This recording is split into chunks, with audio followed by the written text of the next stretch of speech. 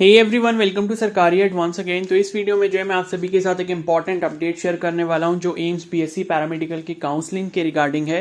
तो फाइनली जो है यहाँ पर एम्स बीएससी पैरामेडिकल की जो ओपन राउंड की काउंसलिंग है उसका नोटिफिकेशन आ चुका है। ठीक है, नोटिफिकेशन परसों आ गया था बट मेरे को मतलब मैं वीडियो अपलोड नहीं कर पाया।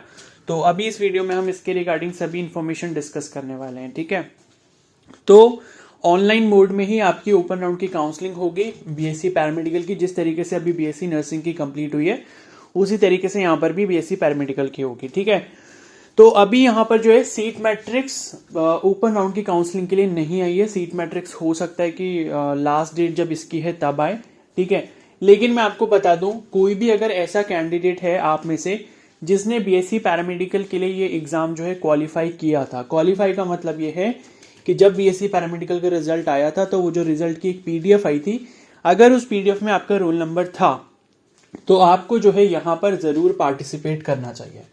ठीक है, मान लो अगर आपका अभी तक कहीं पर भी एडमिशन नहीं हो पाया है किसी भी अच्छे कॉलेज में, या आप अभी ये सोच रहे हो कि मेरे को तो अब एडमिशन नहीं मिला और आपके पास कोई ऑप्शन भी नहीं है सिवाय इसके कि आपको फिर से एक ड्रॉप लेना पड़े, तो उससे अच्छा है कि इस काउंसलिंग में जरूर पार्टिसिपेट कर लेना इररिस्पेक्टिव ऑफ योर रैंक। आपकी रैंक कितनी भी हो लेकिन पार्टिसिपेट जरूर कर लेना। बिकॉज बीएससी नर्सिंग में क्या हुआ, ओपन राउंड की जो काउंसलिंग हुई उसमें बहुत ही अनएक्सपेक्टेड जो रिजल्ट था वो दिखाई मतलब दिया उसमें। ठीक है, मतलब जो एक्सपेक्टेशन थी उससे काफी ज्यादा ऊपर जो है कट ऑफ रैंक गई है।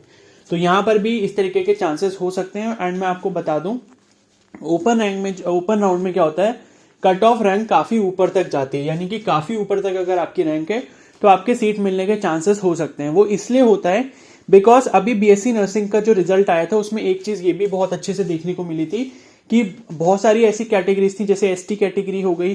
ठीक है, तो उनकी जो सीट्स वैकेंट बच गई थी वो कन्वर्ट हो गई थी बाकी दूसरी कैटेगरीज में, तो उसका भी एडवांटेज आप लोगों को मिल जाता है। तो अगर सीट मैट्रिक्स आती है उसमें लगता है आपको कि ईडब्ल्यूएस की सीट कम है, ओबीसी की सीट कम है, एससी की सीट कम है, एसटी की सीट कम है, तो वो क्या होती है आपस में जो भी सीटें बच जाती हैं जिनके कैंडिडेट्स अवेलेबल नहीं होते, तो वो सीट्स क्या होती हैं दूसरी कैटेगरी में कन्वर्ट भी हो जाती हैं। ठीक है, तो वो भी एक बहुत अच्छी अपॉर्चुनिटी है अगर आपको उसके थ्रू भी सीट मिल जाती है। क्लियर है, तो पार्टिसिपेट इस राउंड में जरूर कर लेना अगर आपको अभी तक कहीं पर भी एडमिशन नहीं मिल पाया। ठीक है, बिकॉज देखो पार्टिसिपेट करना यहाँ पे थोड़ा इजी है बीएससी नर्सिंग के कंपैरिजन में। बिकॉज आपको पता होगा बीएससी नर्सिंग के केस में 25,000 रुपीज की सिक्योरिटी फीस आपको पे करनी थी, लेकिन यहां पर जो आपको सिर्फ 5,000 रुपीज की सिक्योरिटी फीस पे करनी है। ठीक है, तो ये जो 5,000 आप पे करोगे वो आपके अकाउंट में वापस आ जाएंगे अगर आपको सीट नहीं मिलती है उस केस में। और अगर आपको सीट मिल जाती है और उसके बाद अगर आप एडमिशन ले लेते हो तो भी आपके 5,000 रुपीज आपको वापस मिल जाएंगे। ठीक है, तो यहाँ पे कोई रिस्क नहीं है, तो पार्टिसिपेट आप कर लो अगर कर सकते हो। 5,000 रुपीज आपको पे करने होंगे इसके लिए। और इंपॉर्टेंट एडवाइस मैं आपको पहले दे रहा हूं सारे इंस्ट्रक्शन समझाने से पहले कि आप जब फीस पेमेंट करोगे 5,000 रुपीज की, तो पहली चीज तो ये है कि आप अपने कार्ड से करना, मतलब या तो डेबिट कार्ड से करना या क्रेडिट कार्ड से करना। यूपीआई का ऑप्शन अगर आता है वहां पे पेमेंट का तो उसे यूज मत करना, बिकॉज यूपीआई से पेमेंट फेलियर के चांसेस काफी ज्यादा रहते हैं। ठीक है, और मैं ये क्यों बोल रहा हूं कि अपने कार्ड से करना, मान लो अगर आप साइबर कैफे पे भी जाके इसकी चॉइस फिलिंग वगैरह आप करवाते हो तो उसको पेमेंट के लिए यही बोलना कि आप मेरे कार्ड से करो, तो उसका जो ओटीपी होगा कार्ड का वो आपके नंबर पे आएगा, रजिस्टर्ड नंबर पे। ठीक है, तो इससे फायदा देखो क्या होता है, मान लो आपको सीट नहीं मिलती है या मान लो सीट मिल भी जाती है उसके बाद मान लो आप एडमिशन ले लेते हो, तो इसकी जो रिफंड फीस आनी होगी काउंसलिंग की, जो सिक्योरिटी फीस 5,000 पे करी है, उसका जो रिफंड आएगा वो डायरेक्टली आपके बैंक अकाउंट में आएगा। ठीक है, और देखो इसका कोई भी ये लोग ऑफिशियल नोटिफिकेशन रिलीज नहीं करते कि आपका जो रिफंड है वो इनिशिएट कर दिया गया या आपका रिफंड डाल दिया गया आपके अकाउंट में। तो अगर आप साइबर कैफे वाले से पे करवाओगे तो आपको कभी भी ये पता नहीं लग पाएगा कि उसके अकाउंट में रिफंड आया है या नहीं आया, उसको आप 10 बार कॉल करोगे तब आपको पता लगेगा।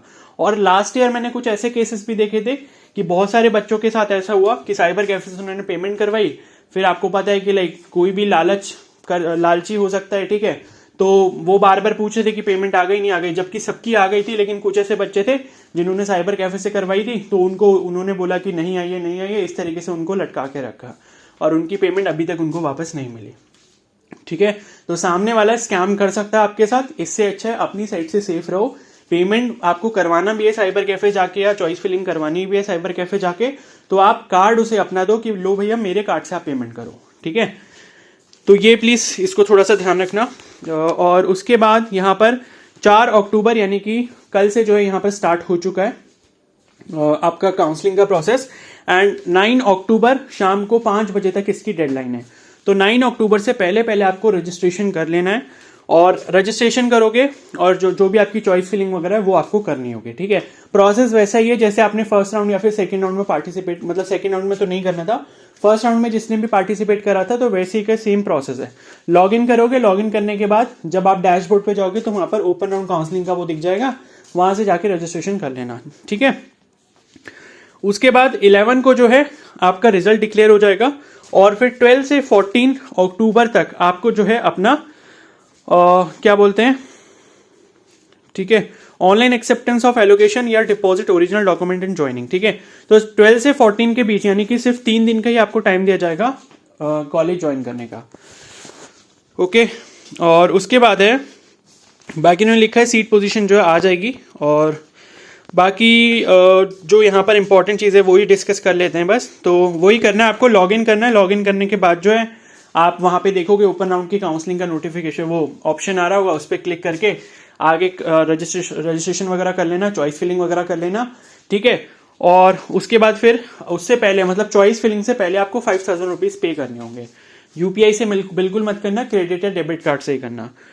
और अगर मान लो एक चीज और ध्यान रखनी है, यहाँ पे फालतू के कोर्सेज या फालतू के कॉलेजेस बिल्कुल मत सेलेक्ट करना जिसमें आपको जाना नहीं है। अगर आप ऐसा करते हो और मान लो आपको वही वाला कॉलेज मिल जाता है गलती से जो आपने सिलेक्ट करा था, लेकिन आपकी विश नहीं थी कि आप उसमें जाओ, तो 5000 रुपीज आपको वापस नहीं होंगे, ठीक है। तो इस चीज का ध्यान रखना है। तो कॉलेज वही सिलेक्ट करो, कोर्स वही सिलेक्ट करो जिसमें आपका मन हो एडमिशन लेने का, फालतू की चीजें सिलेक्ट मत करना, ठीक है।